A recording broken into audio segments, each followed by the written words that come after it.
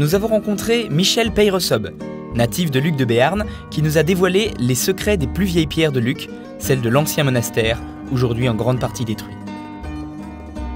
Les premières traces de Luc nous ramènent en 970, à l'arrivée des moines bénédictins.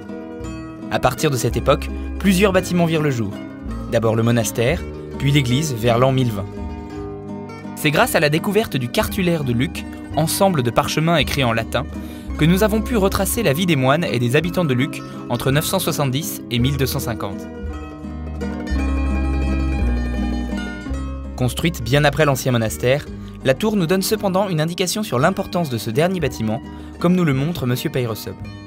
Ces différentes ouvertures, reliées par un escalier en colimaçon, correspondent aux 3 niveaux du monastère qui accueillait à l'époque 12 moines. Ce bâtiment de grande envergure a été financé par les moines eux-mêmes, qui, d'origine noble, tiraient beaucoup de bénéfices de la culture de leur terre. Il n'était pas rare que des seigneurs fassent don de leurs propriétés pour venir passer leurs vieux jours au monastère. Quant à l'église, elle était à la fois abbatiale et paroissiale, gérée en partie par les moines et par les jurats du village. Cela pouvait parfois créer quelques conflits financiers lorsqu'il s'agissait de payer des réparations. Cette église de construction romane a connu quelques transformations lorsqu'elle devint temple protestant au XVIe siècle lors des guerres de religion. C'est pourquoi on peut observer des détériorations du décor sculpté, notamment sur le portail Renaissance.